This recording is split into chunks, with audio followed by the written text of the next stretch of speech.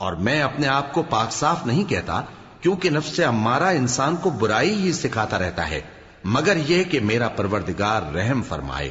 بے شک میرا پروردگار بخشنے والا ہے، مہربان ہے۔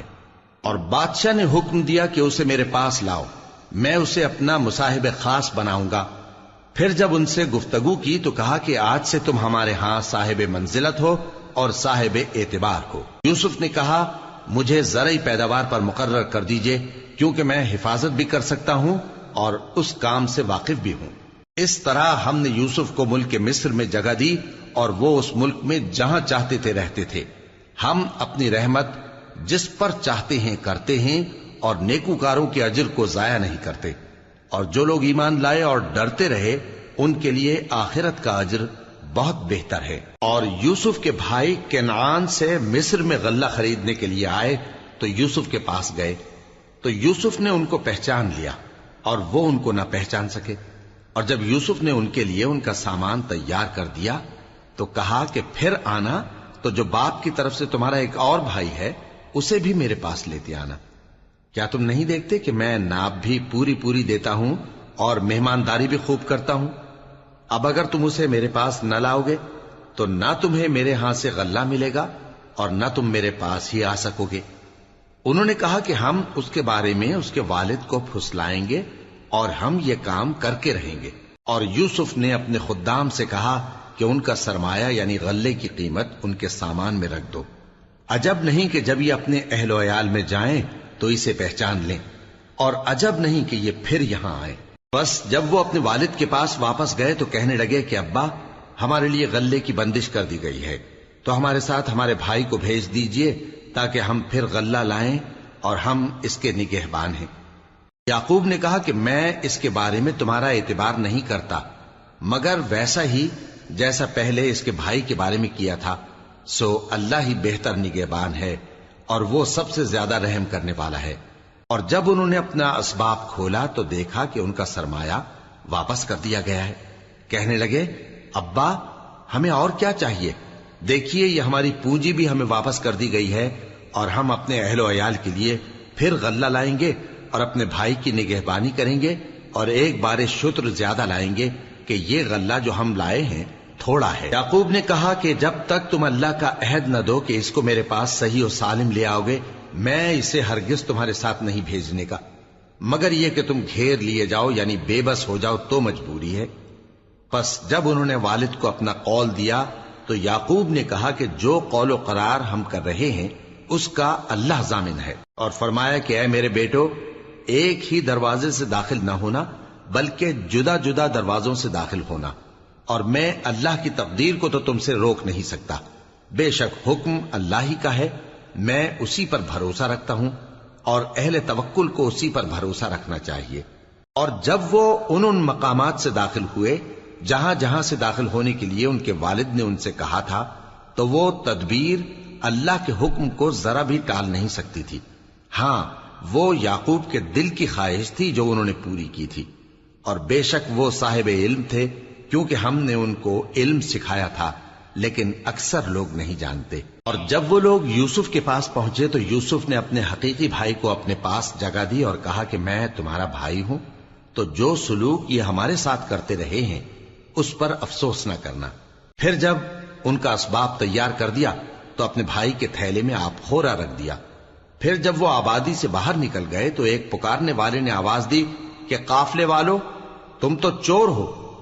وہ ان کی طرف متوجہ ہو کر کہنے لگے کہ تمہاری کیا چیز کھوئی گئی ہے؟ وہ بولے کہ بادشاہ کا کٹورا کھویا گیا ہے، اور جو شخص اس کو لے کے آئے اس کے لیے ایک بار شتر انعام، اور میں اس کا ضامن ہوں۔ وہ کہنے لگے کہ اللہ کی قسم تم کو معلوم ہے کہ ہم اس ملک میں اس لیے نہیں آئے کہ خرابی کریں اور نہ ہم چوری کیا کرتے ہیں۔ وہ بولے کہ اگر تم جھوٹے نکلے یعنی چوری ثابت ہوئی تو اس کی سزا کیا؟ انہوں نے کہا کہ اس کی سزا یہ کہ جس کے تھیلے میں وہ دستیاب ہو وہی اس کا بدل قرار دیا جائے، ہم ظالموں کو یہی سزا دیا کرتی ہیں۔ پھر یوسف نے اپنے بھائی کے تھیلے سے پہلے ان کے تھیلوں کو دیکھنا شروع کیا، پھر اپنے بھائی کے تھیلے میں سے اس کو نکال لیا۔ اس طرح ہم نے یوسف کے لیے تدبیر کی، ورنہ بادشاہ کے قانون کے مطابق وہ اپنے بھائی کو لے نہیں سکتے تھے مگر یہ کہ اللہ چاہے ہم جس کے چاہتے ہیں درجے بلند کرتے ہیں، اور ہر علم والے سے بڑھ کر ایک بڑا علم والا ہے۔ برادران یوسف نے کہا کہ اگر اس نے چوری کی ہو تو کچھ عجب نہیں کہ اس کے ایک بھائی نے بھی پہلے چوری کی تھی، مگر یوسف نے اس بات کو اپنے دل میں مخفی رکھا اور ان پر ظاہر نہ ہونے دیا، یعنی زیر لب کہا کہ تم بڑے برے ہو اور جو تم بیان کرتے ہو اللہ اسے خوب جانتا ہے۔ وہ کہنے لگے کہ اے عزیز، اس کے والد بہت بوڑھے ہیں اور اس سے بہت محبت رکھتے ہیں، تو اس کو چھوڑ دیجئے اور اس کی جگہ ہم میں سے کسی کو رکھ لیجئے، ہم دیکھتے ہیں کہ آپ احسان کرنے والے ہیں۔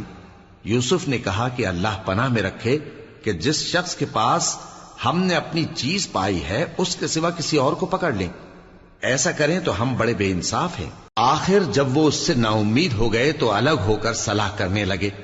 سب سے بڑے نے کہا، کیا تم نہیں جانتے کہ تمہارے والد نے تم سے اللہ کا عہد لیا ہے اور اس سے پہلے بھی تم یوسف کے بارے میں قصور کر چکے ہو؟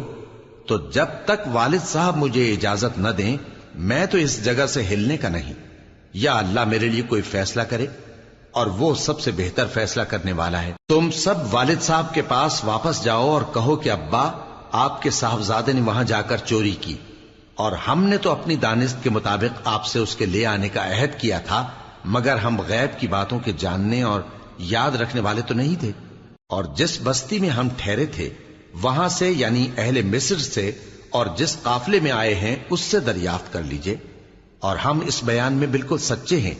جب انہوں نے یہ بات یعقوب سے آ کر کہی تو انہوں نے کہا کہ حقیقت یوں نہیں ہے، بلکہ یہ بات تم نے اپنے دل سے بنا لی ہے، تو صبر ہی بہتر ہے۔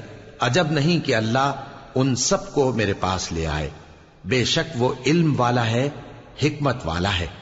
اور ان کے پاس سے چلے گئے اور کہنے لگے کہ ہائے افسوس یوسف پر، ہائے افسوس، اور رنج و الم میں ان کی آنکھیں سفید ہو گئیں اور ان کا دل غم سے بھر رہا تھا۔ بیٹے کہنے لگے کہ واللہ آپ تو یوسف کو اسی طرح یاد ہی کرتے رہیں گے یہاں تک کہ آپ گھل جائیں گے یا جان ہی دے دیں گے۔ انہوں نے کہا کہ میں تو اپنے غم و اندوہ کا اظہار اللہ سے کرتا ہوں، اور اللہ کی طرف سے وہ باتیں جانتا ہوں جو تم نہیں جانتے۔ اے بیٹو، یوں کرو کہ ایک دفعہ پھر جاؤ اور یوسف اور اس کے بھائی کو تلاش کرو، اور اللہ کی رحمت سے نا امید نہ ہونا کہ اللہ کی رحمت سے تو کافر لوگ ہی نا امید ہوا کرتے ہیں۔ پھر جب وہ یوسف کے پاس گئے تو کہنے لگے کہ اے عزیز، ہمیں اور ہمارے اہل و عیال کو بڑی تکلیف ہو رہی ہے، اور ہم یہ تھوڑا سا سرمایہ لائے ہیں، آپ ہمیں اس کے عوض پورا غلہ دے دیجئے اور ہم پر خیرات کیجئے کہ اللہ خیرات کرنے والوں کو ثواب دیتا ہے۔ یوسف نے کہا، تمہیں معلوم ہے کہ جب تم نادانی میں پھنسے ہوئے تھے تو تم نے یوسف اور اس کے بھائی کے ساتھ کیا کیا تھا؟ وہ بولے، کیا واقعی تم ہی یوسف ہو؟ انہوں نے کہا، ہاں میں یوسف ہوں، اور بن یامین کی طرف اشارہ کر کے کہنے لگے، یہ میرا بھائی ہے، اللہ نے ہم پر بڑا احسان کیا ہے۔ جو شخص اللہ سے ڈرتا اور صبر کرتا ہے تو اللہ نیکوکاروں کا اجر ضائع نہیں کرتا۔ وہ بولے، اللہ کی قسم، اللہ نے تم کو ہم پر فضیلت بخشی ہے اور بے شک ہم خطاکار تھے۔ یوسف نے کہا کہ آج کے دن تم پر کوئی ملامت نہیں، اللہ تم کو معاف کرے، اور وہ سب سے بڑھ کر رحم کرنے والا ہے۔ یہ میرا کرتا لے جاؤ، پھر اسے والد صاحب کے منہ پر ڈال دینا تو وہ بینا ہو جائیں گے، اور اپنے تمام اہل و عیال کو میرے پاس لے آؤ۔ اور جب قافلہ مصر سے روانہ ہوا تو ان کے والد کہنے لگے کہ اگر مجھ کو یہ نہ کہو کہ بوڑھا بہک گیا ہے تو مجھے تو یوسف کی بو آ رہی ہے۔ وہ بولے کہ واللہ آپ اسی قدیم غلطی میں مبتلا ہیں۔ مگر جب خوشخبری دینے والا آپ پہنچا تو اس نے کرتا ان کے منہ پر ڈال دیا، سو وہ بینا ہو گئے، اور بیٹوں سے کہنے لگے، کیا میں نے تم سے نہیں کہا تھا کہ میں اللہ کی طرف سے وہ باتیں جانتا ہوں جو تم نہیں جانتے؟ بیٹوں نے کہا کہ ابا، ہمارے لیے ہمارے گناہ کی مغفرت مانگیے، بے شک ہم خطاکار تھے۔ فرمایا، میں اپنے پروردگار سے تمہارے لیے بخشش مانگوں گا، بے شک وہ بخشنے والا ہے، مہربان ہے۔ پھر جب یہ سب لوگ یوسف کے پاس پہنچے تو انہوں نے اپنے والدین کو اپنے پاس جگہ دی اور کہا، مصر میں داخل ہو جائیے، اللہ نے چاہا تو امن و امان سے رہیے گا۔ اور اپنے والدین کو تخت پر بٹھایا اور سب ان کے آگے سجدے میں گر پڑے۔ اور اس وقت یوسف نے کہا، ابا جان، یہ میرے اس خواب کی تعبیر ہے جو میں نے پہلے بچپن میں دیکھا تھا، میرے پروردگار نے اسے سچ کر دیا اور اس نے مجھ پر بہت سے احسان کیے ہیں کہ مجھ کو قید خانے سے نکالا، اور اس کے بعد کہ شیطان نے مجھ میں اور میرے بھائیوں میں فساد ڈال دیا تھا، آپ کو گاؤں سے یہاں لایا۔ بے شک میرا پروردگار جو چاہتا ہے تدبیر سے کرتا ہے، وہ علم والا ہے، حکمت والا ہے۔ جب یہ سب باتیں ہو لیں تو یوسف نے اللہ سے دعا کی کہ اے میرے پروردگار، تو نے مجھ کو حکومت سے نوازا اور خوابوں کی تعبیر کا علم بخشا۔ اے آسمانوں اور زمین کے پیدا کرنے والے، تو ہی دنیا اور آخرت میں میرا کارساز ہے۔ تو مجھے دنیا سے اپنی اطاعت کی حالت میں اٹھائیو اور آخرت میں اپنے نیک بندوں میں داخل کیجو۔ اے پیغمبر، یہ اخبار غیب میں سے ہیں جو ہم تمہاری طرف بھیجتے ہیں۔ اور جب برادران یوسف نے اپنی بات پر اتفاق کیا تھا اور وہ فریب کر رہے تھے تو تم ان کے پاس تو نہ تھے، اور بہت سے آدمی گو تم کتنی خواہش کرو ایمان لانے والے نہیں ہیں، اور تم ان سے اس خیر خواہی کا کچھ صلہ بھی تو نہیں مانگتے۔ یہ قرآن اور کچھ نہیں تمام جہانوں کے لیے نصیحت ہے، اور آسمان و زمین میں بہت سی نشانیاں ہیں جن پر سے یہ گزرتے ہیں اور ان کو نظر انداز کر دیتے ہیں، اور یہ اکثر اللہ پر ایمان نہیں رکھتے مگر اس کے ساتھ شرک بھی کرتے ہیں۔ تو کیا یہ اس بات سے بے خوف ہیں کہ ان پر اللہ کا عذاب نازل ہو کر ان کو ڈھانپ لے، یا ان پر ناگہاں قیامت آ جائے اور انہیں خبر بھی نہ ہو؟ کہہ دو میرا رستہ تو یہ ہے، میں اللہ کی طرف بلاتا ہوں سمجھ بوجھ کر، میں بھی لوگوں کو اللہ کی طرف بلاتا ہوں اور میرے پیراؤ بھی، اور اللہ پاک ہے اور میں شرک کرنے والوں میں سے نہیں ہوں۔ اور ہم نے تم سے پہلے بستیوں کے رہنے والوں میں سے مرد ہی بھیجے تھے جن کی طرف ہم وہی بھیجتے تھے۔ کیا ان لوگوں نے ملک میں سیر و سیاحت نہیں کی کہ دیکھ لیتے کہ جو لوگ ان سے پہلے تھے ان کا انجام کیا ہوا؟ اور متقیوں کے لیے آخرت کا گھر بہت اچھا ہے، کیا تم سمجھتے نہیں؟ یہاں تک کہ جب پیغمبر نا امید ہو گئے اور انہوں نے خیال کیا کہ اپنی نصرت کے بارے میں جو بات انہوں نے کہی تھی اس میں وہ سچے نہ نکلے، تو ان کے پاس ہماری مدد آ پہنچی، پھر جسے ہم نے چاہا بچا دیا، اور ہمارا عذاب اتر کر گناہگار لوگوں سے پھیرا نہیں کرتا۔ ان کے قصے میں عقل مندوں کے لیے عبرت ہے۔ یہ قرآن ایسی بات نہیں ہے جو اپنے دل سے بنائی گئی ہو، بلکہ جو کتابیں اس سے پہلے نازل ہوئی ہیں ان کی تصدیق کرنے والا ہے اور ہر چیز کی تفصیل کرنے والا، اور مومنوں کے لیے ہدایت اور رحمت ہے۔ شروع اللہ کا نام لے کر جو بڑا مہربان نہایت رحم والا ہے۔ الف لام میم را۔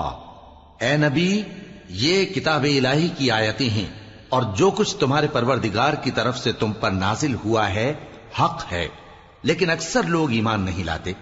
اللہ وہی تو ہے جس نے ستونوں کے بغیر آسمان جیسا کہ تم دیکھتے ہو اتنے اونچے بنائے، پھر عرش پر جلوہ افروز ہوا اور سورج اور چاند کو کام میں لگا دیا، ہر ایک میعاد معین تک گردش کر رہا ہے۔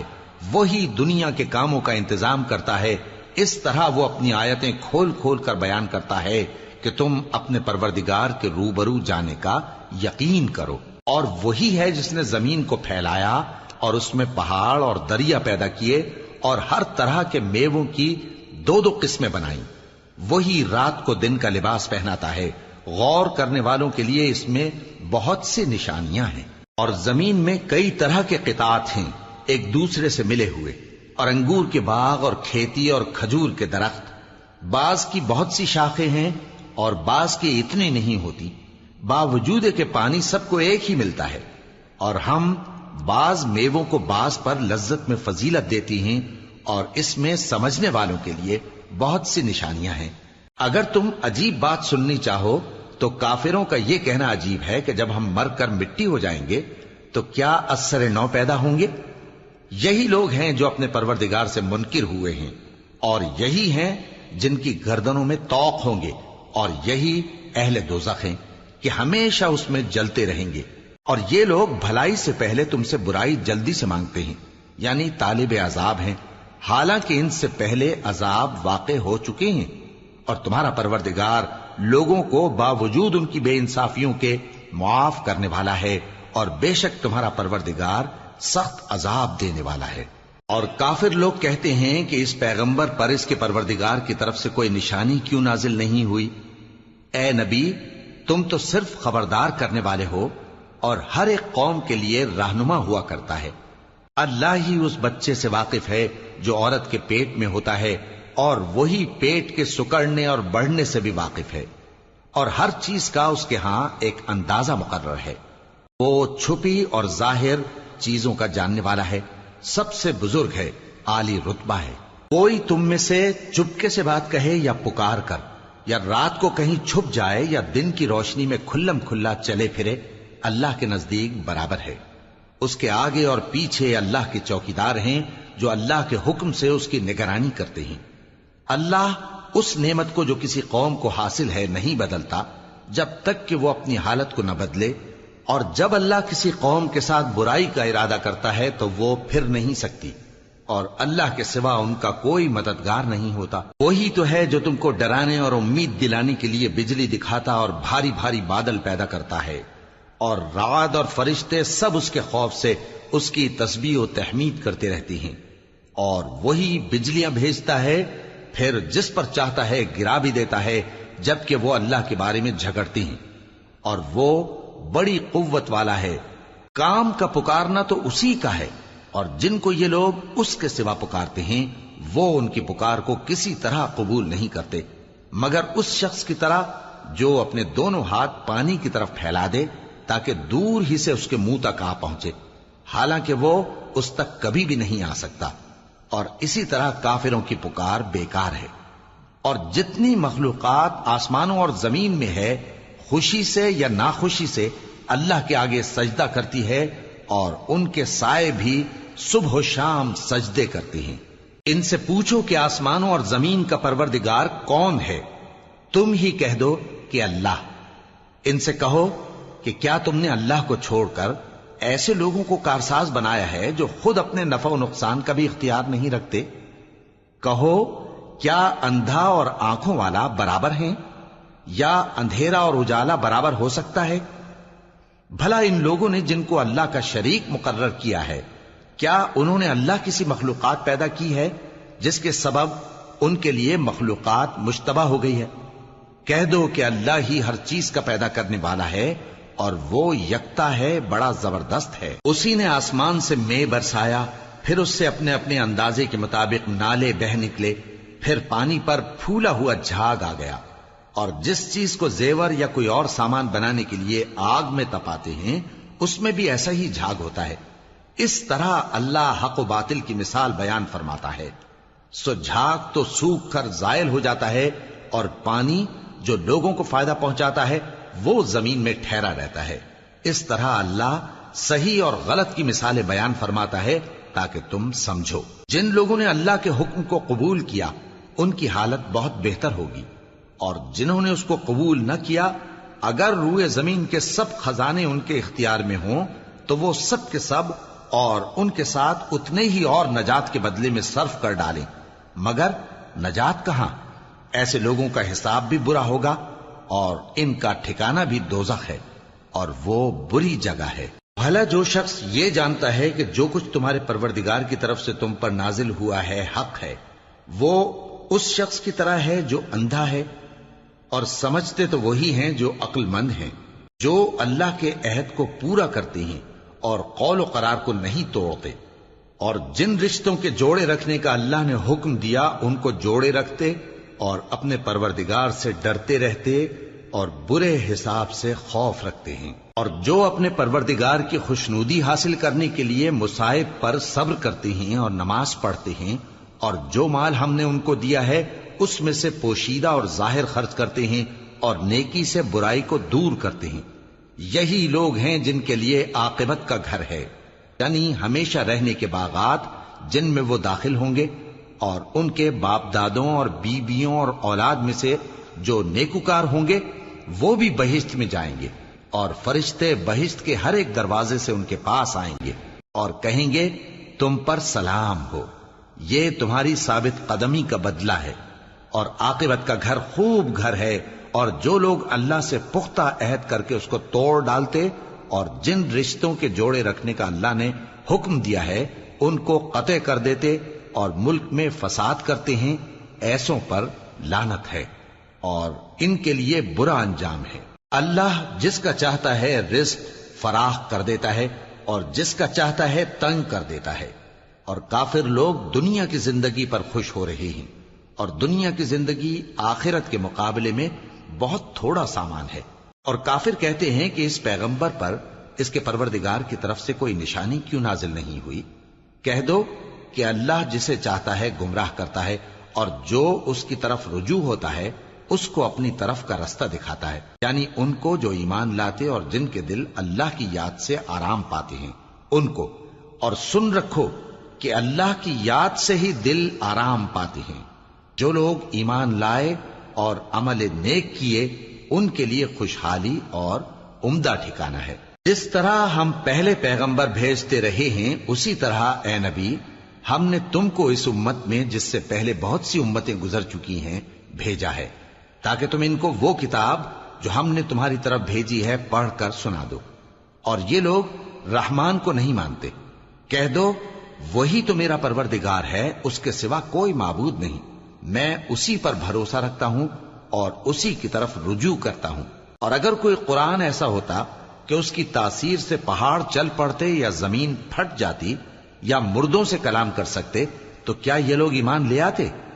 بات یہ ہے کہ سب باتیں اللہ کے اختیار میں ہیں، تو کیا مومنوں کو اس سے اطمینان نہیں ہوا کہ اگر اللہ چاہتا تو سب لوگوں کو ہدایت کے رستے پر چلا دیتا؟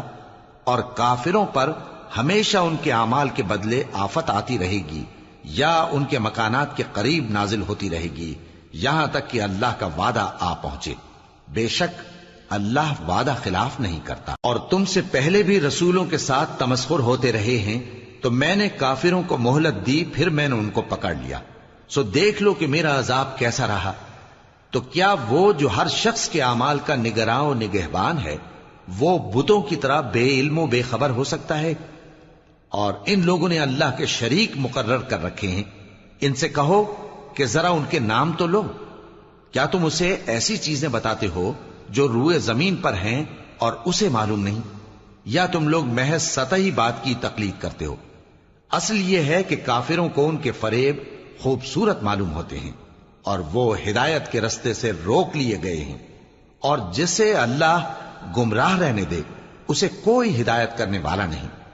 ان کو دنیا کی زندگی میں بھی عذاب ہے اور آخرت کا عذاب تو بہت ہی سخت ہے، اور ان کو اللہ کے عذاب سے کوئی بھی بچانے والا نہیں۔ جس جنت کا پرہیزگاروں سے وعدہ کیا گیا ہے اس کی شان یہ ہے کہ اس کے نیچے نہریں بہ رہی ہیں، اس کے پھل ہمیشہ باقی رہنے والے ہیں اور اس کے سائے بھی۔ یہ ان لوگوں کا انجام ہے جو متقی ہیں، اور کافروں کا انجام دوزخ ہے۔ اور جن لوگوں کو ہم نے کتاب دی ہے وہ اس کتاب سے جو تم پر نازل ہوئی ہے خوش ہوتی ہیں، اور بعض فرقے اس کی بعض باتیں نہیں بھی مانتے۔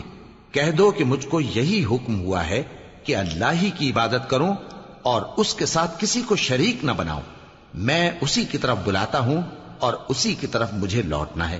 اور اسی طرح ہم نے اس قرآن کو عربی زبان کا فرمان بنا کر نازل کیا ہے، اور اگر تم علم آ جانے کے بعد ان لوگوں کی خواہشوں کے پیچھے چلو گے تو اللہ کے سامنے کوئی نہ تمہارا مددگار ہوگا اور نہ کوئی بچانے والا۔ اور اے نبی ہم نے تم سے پہلے بھی پیغمبر بھیجے تھے اور ان کو بیویاں اور اولاد بھی دی تھیں، اور کسی پیغمبر کے اختیار کی بات نہ تھی کہ اللہ کے حکم کے بغیر کوئی نشانی لے آتا۔ ہر حکم قضا کتاب میں لکھا ہوا ہے۔ اللہ جس چیز کو چاہتا ہے مٹا دیتا ہے اور جس کو چاہتا ہے باقی رکھتا ہے، اور اسی کے پاس اصل کتاب ہے۔ اور اگر ہم کوئی عذاب جس کا ان لوگوں سے وعدہ کرتے ہیں تمہیں دکھائیں، یعنی تمہارے روبرو ان پر نازل کریں، یا تمہاری مدت حیات پوری کر دیں، یعنی تمہارے انتقال کے بعد عذاب بھیجیں، تو تمہارا کام ہمارے احکام کا پہنچا دینا ہے اور ہمارا کام حساب لینا ہے۔ کیا انہوں نے نہیں دیکھا کہ ہم زمین کو اس کے کناروں سے گھٹاتے چلے آ رہے ہیں، اور اللہ جیسا چاہتا ہے حکم کرتا ہے، کوئی اس کے حکم کا رد کرنے والا نہیں، اور وہ جلد حساب لینے والا ہے۔ جو لوگ ان سے پہلے تھے وہ بھی بہتیری تدبیریں کرتے رہے ہیں، سو تدبیر تو سب اللہ ہی کی ہوتی ہے۔ ہر شخص جو کچھ کر رہا ہے اللہ اسے جانتا ہے، اور کافر جلد معلوم کر لیں گے کہ آخرت میں اچھا انجام کس کے لیے ہوتا ہے۔ اور کافر لوگ کہتے ہیں کہ تم پیغمبر نہیں ہو۔ کہہ دو کہ میرے اور تمہارے درمیان اللہ اور وہ شخص جس کے پاس کتاب آسمانی کا علم ہے بطور گواہ کافی ہے۔ شروع اللہ کا نام لے کر جو بڑا مہربان نہایت رحم والا ہے۔ الف لام را، یہ ایک پر نور کتاب ہے، اس کو ہم نے تم پر اس لیے نازل کیا ہے کہ تم لوگوں کو اندھیروں سے نکال کر روشنی کی طرف لے جاؤ، یعنی ان کے پروردگار کے حکم سے عزت والے خوبیوں والے مالک کے راستے کی طرف، یعنی اس اللہ کے راستے کی طرف کہ جو کچھ آسمانوں اور زمین میں ہے سب اسی کا ہے۔ اور ان کافروں کے لیے عذاب شدید کی وجہ سے تباہی اور بربادی مقدر ہے، جو آخرت کے مقابلے میں دنیاوی زندگی کو پسند کرتے اور لوگوں کو اللہ کے راستے سے روکتے اور اس میں کجی چاہتے ہیں۔ یہ لوگ بڑے دور کی گمراہی میں ہیں، اور ہم نے کوئی پیغمبر نہیں بھیجا مگر وہ اپنی قوم کی زبان بولتا تھا تاکہ انہیں احکام الہی کھول کھول کر بتا دے۔ پھر اللہ جسے چاہتا ہے گمراہ رہنے دیتا ہے اور جسے چاہتا ہے ہدایت دیتا ہے، اور وہ غالب ہے، حکمت والا ہے۔ اور ہم نے موسیٰ کو اپنی نشانیاں دے کر بھیجا کہ اپنی قوم کو تاریکیوں سے نکال کر روشنی میں لے جاؤ اور ان کو اللہ کے دن یاد دلاؤ، اور اس میں ان لوگوں کے لیے جو صابر و شاکر ہیں نشانیاں ہیں۔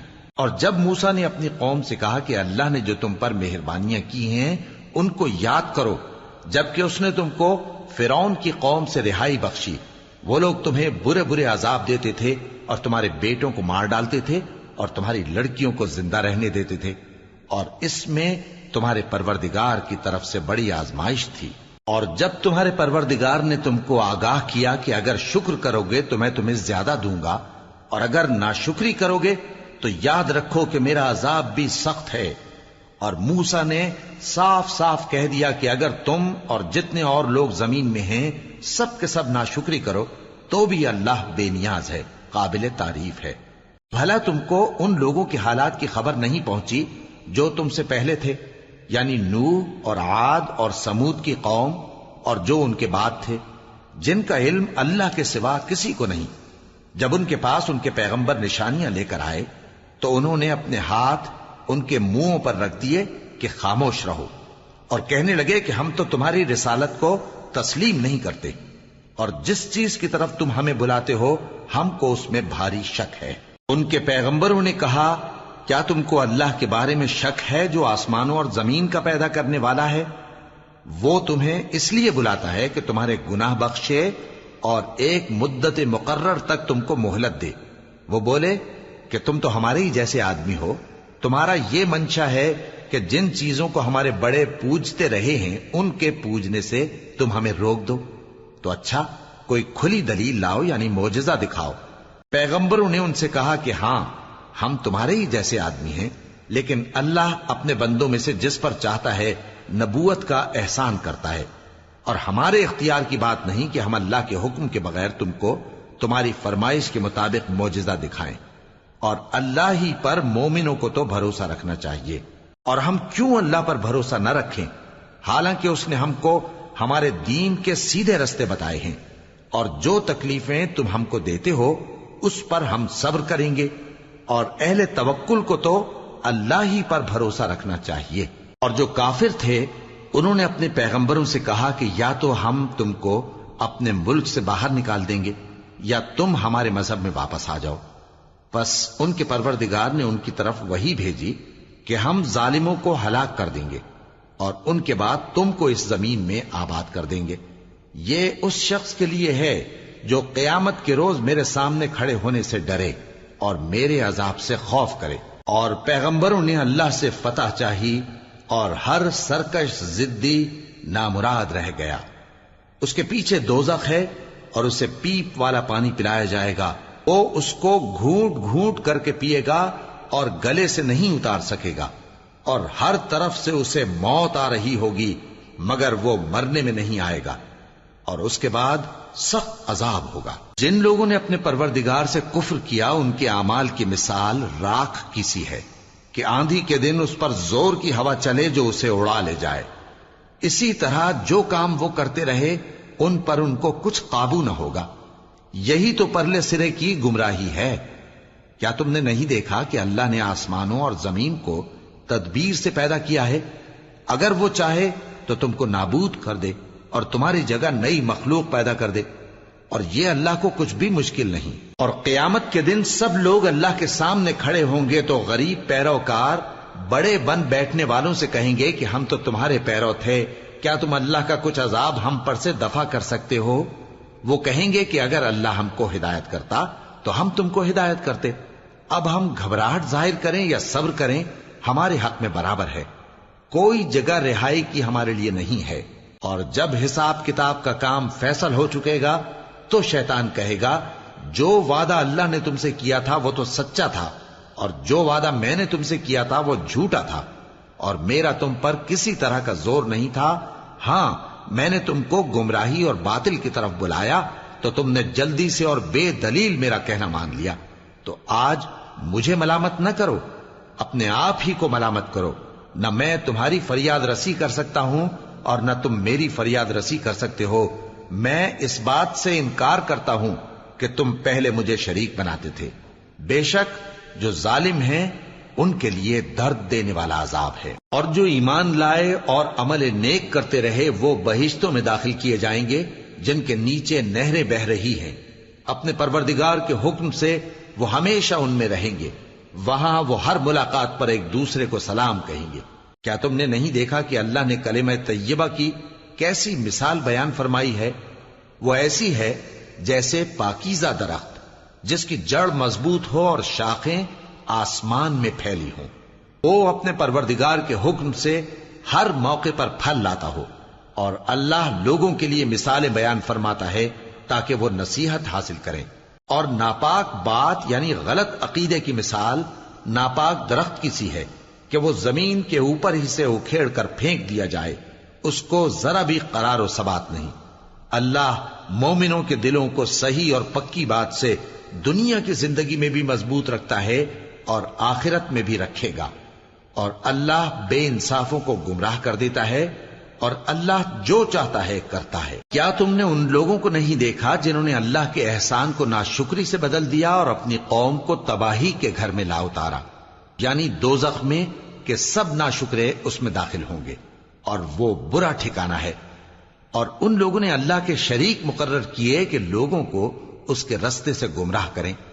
کہہ دو کہ چند روز فائدے اٹھا لو، آخر کار تم کو دوزخ کی طرف لوٹ کر جانا ہے۔ اے پیغمبر، میرے مومن بندوں سے کہہ دو کہ نماز پڑھا کریں، اور اس دن کے آنے سے پیشتر جس میں نہ اعمال کا سودا ہوگا اور نہ دوستی کام آئے گی، ہمارے دیے ہوئے مال میں سے پوشیدہ اور علانیہ خرچ کرتے رہیں۔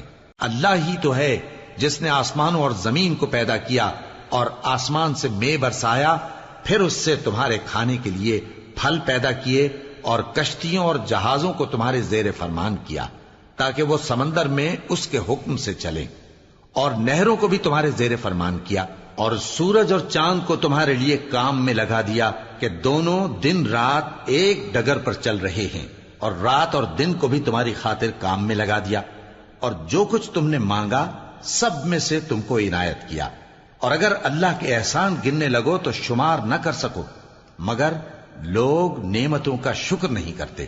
کچھ شک نہیں کہ انسان بڑا بے انصاف ہے، ناشکرا ہے۔ اور جب ابراہیم نے دعا کی کہ اے میرے پروردگار، اس شہر کو لوگوں کے لیے امن کی جگہ بنا دے، اور مجھے اور میری اولاد کو اس بات سے کہ بتوں کی پرستش کرنے لگیں بچائے رکھیو۔ اے پروردگار، انہوں نے بہت سے لوگوں کو گمراہ کیا ہے، سو جس شخص نے میرا کہا مانا وہ میرا ہے، اور جس نے میری نافرمانی کی تو تو بخشنے والا ہے، مہربان ہے۔ اے پروردگار، میں نے اپنی اولاد ایک وادی میں جہاں کھیتی نہیں، تیرے عزت و ادب والے گھر کے پاس لا بسائی ہے۔ اے پروردگار، تاکہ یہ نماز پڑھیں، سو تو لوگوں کے دلوں کو ایسا کر دے کہ ان کی طرف جھکے رہیں، اور ان کو میووں سے روزی دیتے رہنا تاکہ تیرا شکر کریں۔ اے پروردگار، جو بات ہم چھپاتے اور جو ظاہر کرتے ہیں تو سب جانتا ہے، اور اللہ سے کوئی چیز مخفی نہیں، نہ زمین میں نہ آسمان میں۔ اللہ کا شکر ہے جس نے مجھ کو بڑی عمر میں اسماعیل اور اسحاق بخشے، بے شک میرا پروردگار دعا سننے والا ہے۔ اے پروردگار، مجھ کو ایسی توفیق عنایت کر کہ نماز پڑھتا رہوں، اور میری اولاد کو بھی یہ توفیق بخش۔ اے پروردگار، میری دعا قبول فرما۔ اے پروردگار، حساب کتاب کے دن میری اور میرے ماں باپ کی اور مومنوں کی مغفرت کیجو۔ اور مومنوں، یہ نہ سمجھنا کہ یہ ظالم جو کام کر رہے ہیں اللہ ان سے بے خبر ہے۔ وہ ان کو اس دن تک مہلت دے رہا ہے جبکہ دہشت کے سبب آنکھیں پھٹی کی پھٹی رہ جائیں گی اور لوگ سر اٹھائے ہوئے میدان قیامت کی طرف دوڑ رہے ہوں گے۔ ان کی نگاہیں خود اپنی طرف لوٹ نہ سکیں گی اور ان کے دل مارے خوف کے ہوا ہو رہے ہوں گے۔ اور لوگوں کو اس دن سے آگاہ کر دو جب ان پر عذاب آ جائے گا۔ تب ظالم لوگ کہیں گے کہ اے ہمارے پروردگار، ہمیں تھوڑی سی مہلت عطا کر تاکہ ہم تیری دعوت توحید قبول کریں اور تیرے پیغمبروں کے پیچھے چلیں۔ تو جواب ملے گا، کیا تم پہلے قسمیں نہیں کھایا کرتے تھے کہ تم کو اس حال سے جس میں تم ہو زوال نہیں ہوگا؟ اور جو لوگ اپنے آپ پر ظلم کرتے تھے تم ان کے مکانوں میں رہتے تھے، اور تم پر ظاہر ہو چکا تھا کہ ہم نے ان لوگوں کے ساتھ کس طرح کا معاملہ کیا تھا، اور تمہارے سمجھانے کے لیے مثالیں بیان کر دی تھیں۔ اور انہوں نے بڑی بڑی تدبیریں کی، اور ان کی سب تدبیریں اللہ کے ہاں لکھی ہوئی ہیں۔ گو وہ تدبیریں ایسی غضب کی تھیں کہ ان سے پہاڑ بھی ٹل جائیں۔ تو ایسا خیال نہ کرنا کہ اللہ نے جو اپنے پیغمبروں سے وعدہ کیا ہے وہ اس کے خلاف کرے گا۔ بے شک اللہ زبردست ہے، بدلہ لینے والا ہے۔ جس دن یہ زمین دوسری ہی زمین بنا دی جائے گی اور آسمان بھی بدل دیے جائیں گے اور سب لوگ اللہ کے سامنے نکل کھڑے ہوں گے، جو یکتا ہے بڑا زبردست ہے۔ اور اس دن تم گناہگاروں کو دیکھو گے کہ زنجیروں میں جکڑے ہوئے ہیں، ان کے کرتے تارکول کے ہوں گے اور ان کے چہروں کو آگ لپٹ رہی ہوگی، یہ اس لیے کہ اللہ ہر شخص کو اس کے اعمال کا بدلہ دے۔ بے شک اللہ جلد حساب لینے والا ہے۔ یہ قرآن لوگوں کے نام اللہ کا پیغام ہے تاکہ ان کو اس سے ڈرایا جائے اور تاکہ وہ جان لیں کہ وہی اکیلا معبود ہے، اور تاکہ اہل عقل نصیحت حاصل کریں۔